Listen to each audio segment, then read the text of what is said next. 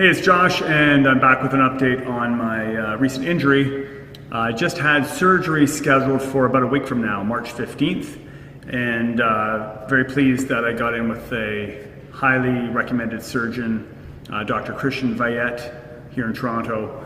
And a friend of mine had this almost exact same surgery done about 4 years ago by Vayette, and a number of my doctor clients and people in the medical industry have referred to him. So I'm very pleased that I'm in good hands, and I have decided to go ahead with surgery, even though I was given the option to just let it heal as it is without the long head of my bicep and just get by with what's left. But given my profession, I decided to go ahead with the surgery, although it is a very conservative recovery plan. So I'm going to be in a sling for almost a month, and then only isometric movements for a while before I can start to incorporate some corrective exercise. It's got a long time before I can train this left side again. But even though it's got like a sweet peak now, and it spasms up, so I probably shouldn't do that too much.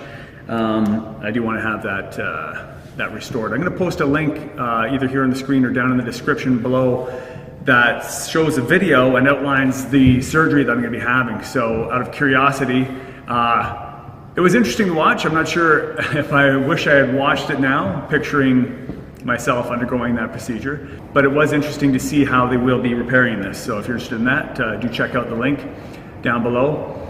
And I have started the new lifestyle recovery plan already, even though the main focus is going to be post-surgery. I've started incorporating cold showers.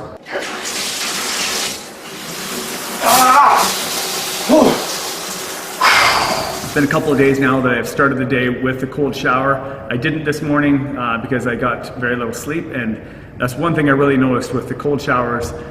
If you didn't get enough sleep, wow, it's, at least for me, it's quite a slap in the face. But if I'm well rested, the one thing I noticed from starting the day with the cold shower, I've been incrementally easing into it, but I'm going to start going pretty quickly right to the cold and progressing the amount of time I'm exposed to the cold water. I didn't need coffee in the morning. I was wide awake after, and my body temperature seemed warmer after. I guess your body compensates for that cold exposure, and I was much warmer and more comfortable for a larger part of the day. So I definitely noticed some benefits, mental clarity, much more awake and alert. So I'm looking forward to incorporating that as part of my daily plan.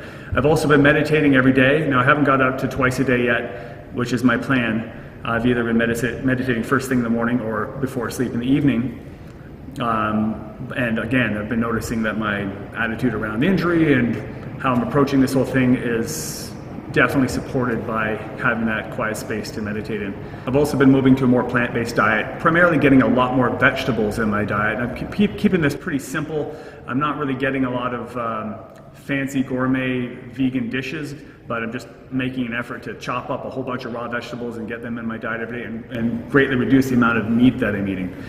So I still do have eggs, sometimes fish, and Greek yogurt, some dairy.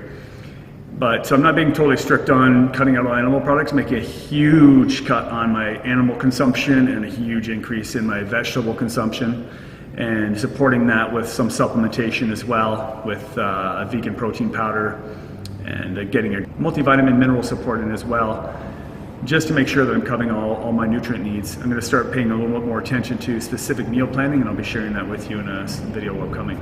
I also tried a full day fast this week. I've been using intermittent fasting regularly, but I wanted to see what it would feel like to fast from evening one night all the way through not eating anything the following day to my first meal being around noon on the third day. So I had a complete day from one sleep tube through to the next with no food, just water.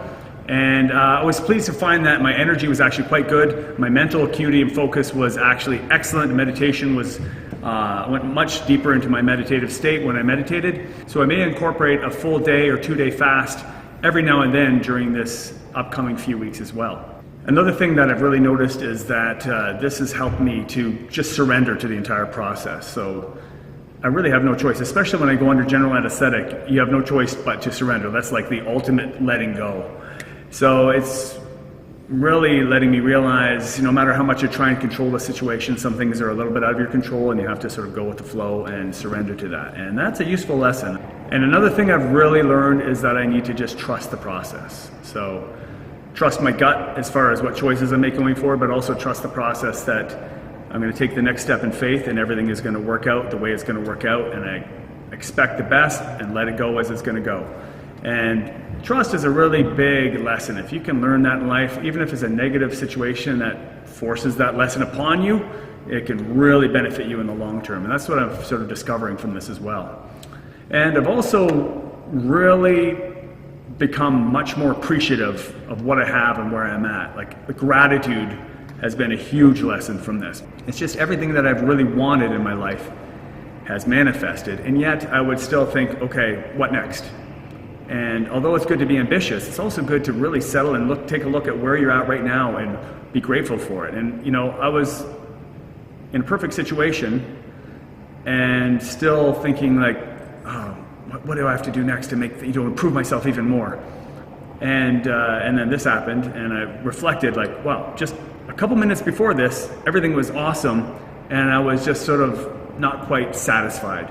And now I'm really looking at how much I have really to be grateful for, and realizing this is really a minor thing, but it sort of forced that realization upon me. Really be happy with what you have, and you'll realize when you miss something, how valuable and important that is. So these have been really some positive learnings that I've taken from a potentially negative experience, and I can see this only being an opportunity for ongoing personal growth as I go through the process. And until next time, stay awake.